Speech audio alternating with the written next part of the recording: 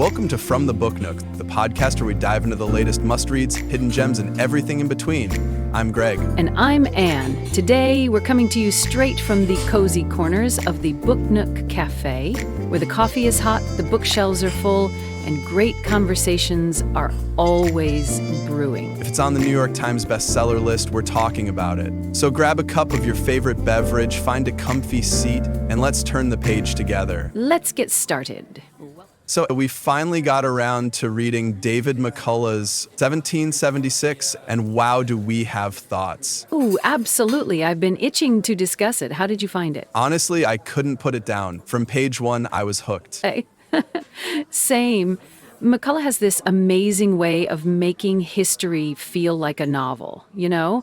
Totally. It's like he transports you right into the action. Exactly. And speaking of action, what did you think of his portrayal of George Washington? Oh man, Washington. I always thought of him as this stoic figure, but McCullough shows such a human side. Like when Washington doubted himself. Can you imagine? Not at all. The pressure he was under must have been insane. Right? And yet he managed to lead an entire army. I know, and it's not just Washington. Characters like Henry Knox really stood out. Oh, wow. Henry Knox, his journey to transport the cannons, talk about epic. Seriously. Dragging heavy artillery through snow and ice, incredible. I was on the edge of my seat during those chapters. Same here, it felt like an action movie. You know, I wish more history books were written like this. Agreed. It makes learning so much more engaging. But hey, did you ever feel like some figures didn't get enough spotlight? Like who? Well, I wanted to know more about Nathaniel Greene, for instance. Oh yeah, Greene was fascinating, youngest general and all. Exactly. His strategies were brilliant, but I felt like we just skimmed over him. I hear you. Maybe McCullough had to prioritize certain narratives. True, but I wouldn't have minded a few extra chapters on him. You're insatiable. What can I say? I love my history. Clearly. But shifting gears, what did you think about how the British were portrayed? You know, I appreciated that they weren't just the bad guys. Right? They had depth and their own perspectives. It added complexity to the story. Although sometimes I felt McCullough was a bit too sympathetic towards them. Really, I thought it balanced out the narrative. Maybe. I guess I'm just used to rooting for the home team. Aren't we all?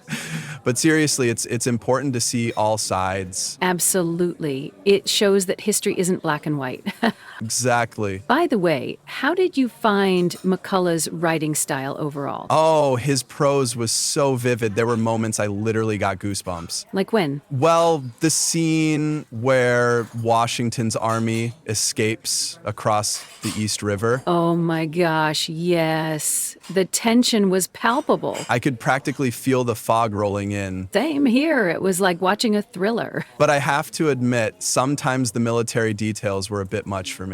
You mean the troop movements and strategies? Yeah, got a tad overwhelming. I get that. But as a history nerd, I loved those parts. Of course you did. Hey, don't judge.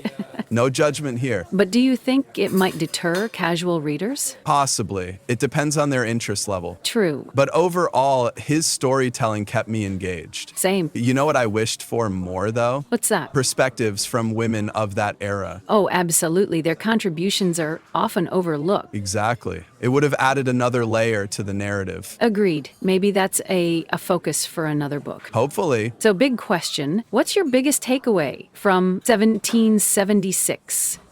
I'd say it's the resilience of ordinary people. I like that. And yours? The importance of leadership and adaptability. Definitely. Makes you think about how we handle challenges today. It does. Do you think we'd rise to the occasion? I'd like to think so, but who knows? I might need a strong cup of coffee first. Same here. By the way, did you notice how McCullough incorporated letters and personal diaries? Yes, that added so much authenticity. Totally. It made the historical figures feel relatable.